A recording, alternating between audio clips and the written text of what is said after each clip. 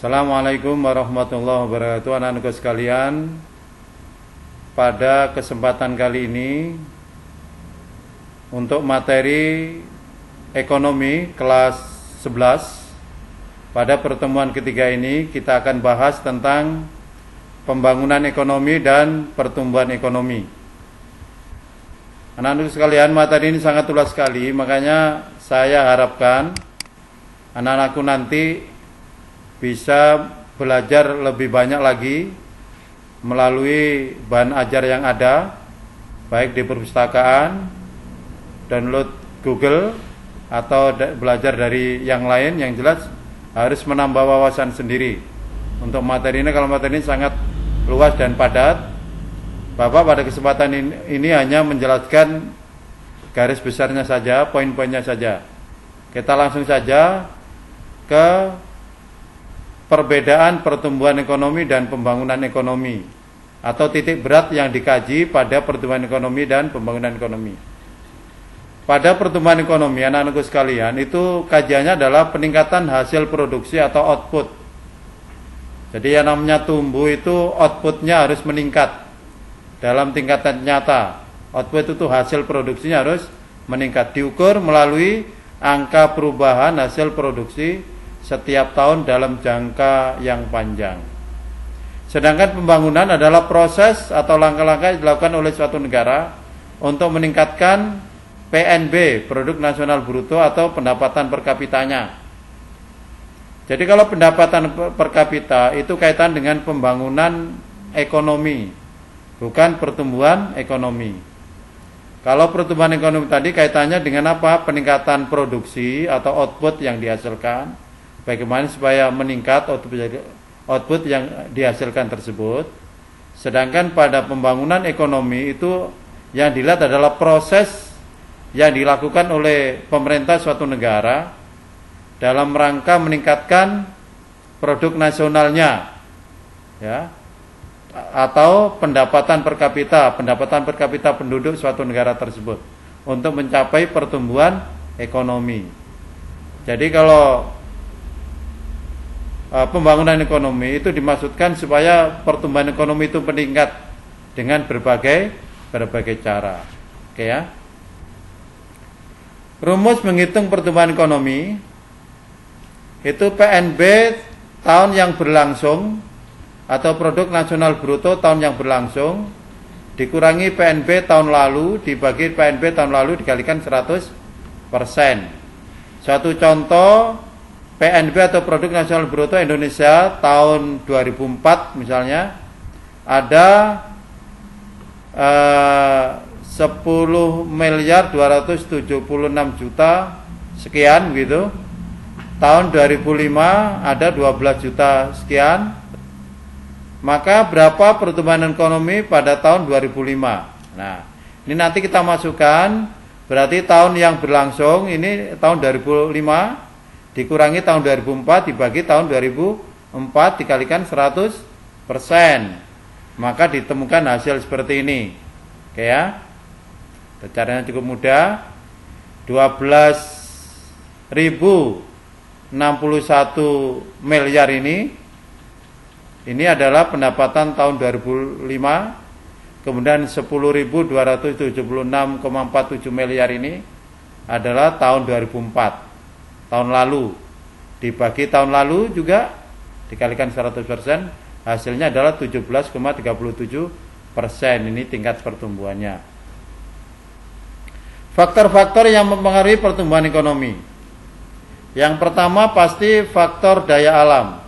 Negara itu mempunyai kekayaan alam atau tidak, itu sangat mempengaruhi pertumbuhan. Kalau negara itu tidak punya kekayaan alam, biasanya sulit ekonomi itu bisa tumbuh. Dia harus melibatkan ekspor impor luar negeri, ya, karena tidak punya kekayaan alam sendiri. Sumber daya modal atau teknologinya itu juga harus mendukung. Jumlah penduduk dan kualitas penduduk itu juga mempengaruhi pertumbuhan ekonomi. Sistem sosial dan sikap masyarakat, karena ada beberapa sistem sosial dan sikap masyarakat yang menghambat pertumbuhan ekonomi. Dalam tanda kutip biasanya sulit menerima pembangunan atau perubahan-perubahan, ya, perubahan-perubahan ekonomi, sehingga dia mempertahankan adat-adat yang lama. Itu juga akan mempengaruhi pertumbuhan ekonomi. Kemudian luasnya pasar dan pangsa pasar. Oke. Ada beberapa teori pertumbuhan ekonomi anak-anak. Mulai teori yang dikeluarkan oleh, ini teori klasik ya, bagi menjadi beberapa macam. Teori klasik itu dikeluarkan atau diciptakan oleh Adam Smith ya, sebagai pencetus pertumbuhan ekonomi. Itu dimulai Adam Smith. Adam Smith ini adalah tokoh ekonomi dunia ya, dikatakan bapak ekonomi dunia Adam Smith ini, karena dari karya-karya beliau itu banyak sekali kita menikmati sampai sekarang tentang teori-teori ekonomi. Kemudian Adam Smith ini juga banyak ya, ini karya-karyanya seperti yang Anda saksikan ini dalam layar ini. Kemudian ada David Ricardo. Penerus dari Adam Smith adalah David Ricardo yang mempunyai teori The Law of Diminishing Return ya, atau kalau di Indonesia itu hukum kenikmatan yang semakin berkurang, The Law of Diminishing Return ya. Kemudian dilanjutkan oleh Thomas Robert Malthus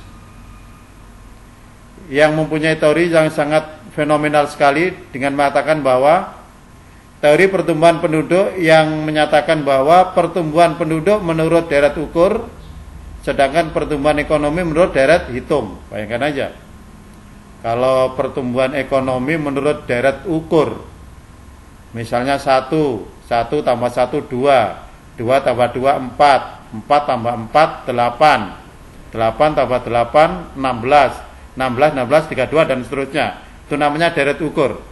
Tapi kalau itu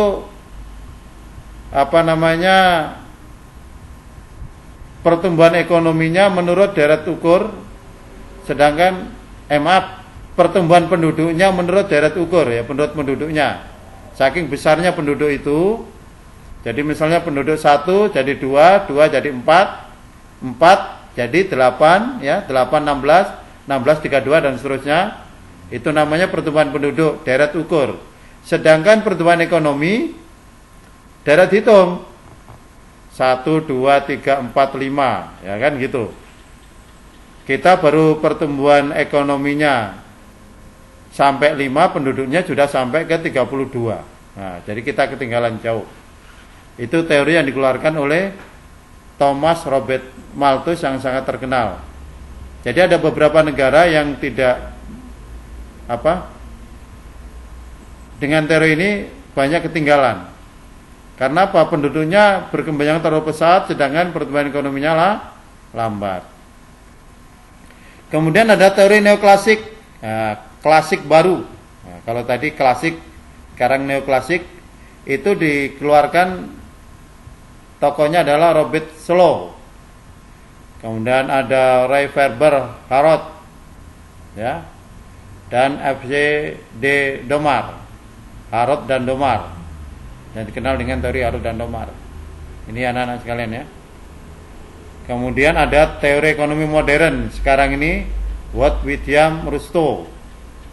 Di dalam bukunya ini dikenal ada 5 tahap pertumbuhan ekonomi.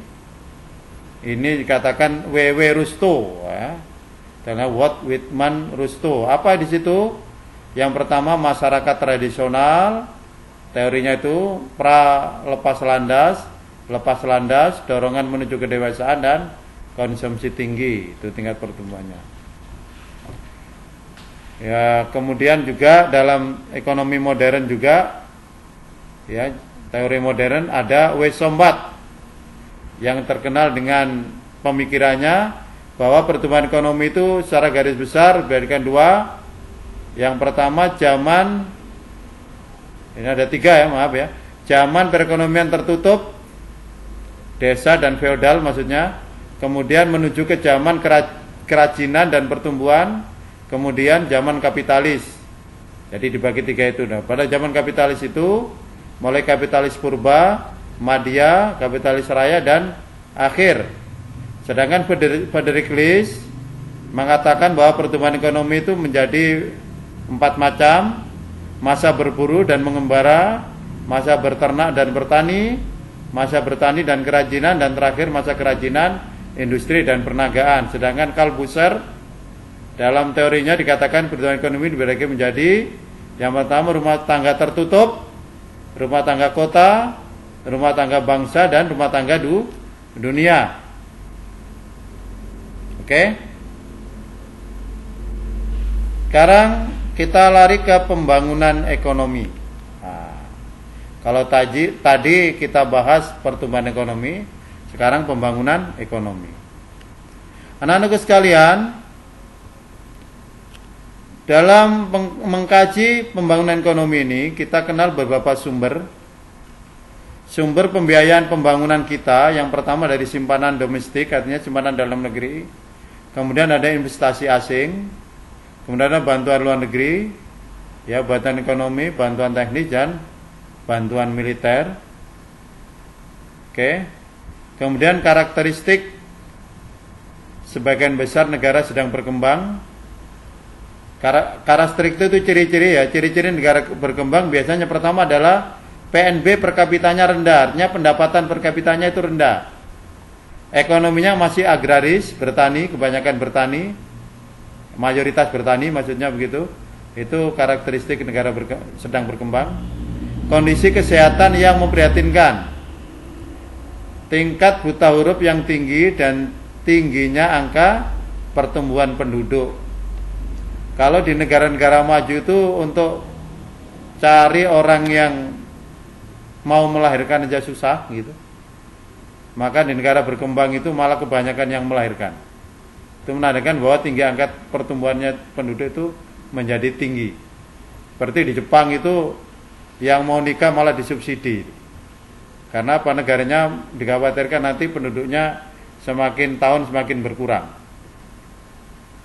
Tolak ukur keberhasilan pembangunan ekonomi.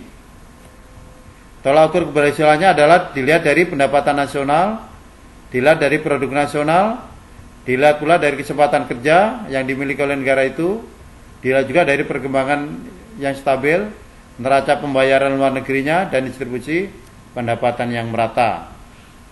Masalah-masalah yang dihadapi dalam pelaksanaan pembangunan ekonomi di Indonesia. Yang pertama adalah masalah kependudukan. Mulai dari jumlah penduduk yang sangat besar, laju pertumbuhan penduduk yang pesat, penyebaran penduduk yang tidak merata, dan arus urbanisasi yang relatif tinggi. Apa itu urbanisasi? Urbanisasi adalah perpindahan penduduk dari desa ke kota, itu sangat tinggi. Jadi masing-masing meninggalkan desanya untuk ke kota. Ya. Solusinya, nah, kalau ini masalahnya, sekarang solusinya. Yang pertama, mengendalikan tingkat kelahiran dengan program KB. Kalau di Indonesia ini, karena ini masalah khusus Indonesia, menurunkan tingkat kematian ibu dan anak melalui program peningkatan gizi, mengadakan transmigrasi lokal maupun nasional, dan menyelenggarakan proyek-proyek daerah setelah proyek padat karya. Masalah yang kedua yang dihadapi negara kita adalah masalah kemiskinan. Ini ada beberapa masalah kemiskinan ini. Nah, kita nggak perlu jelaskan satu, cukup anak-anak melihat sendiri di sini kebijakan trilogi dan seterusnya ini. Oke. Ini solusinya, ya, solusinya. Ya, saya sebutkan dari 8 macam solusi ini.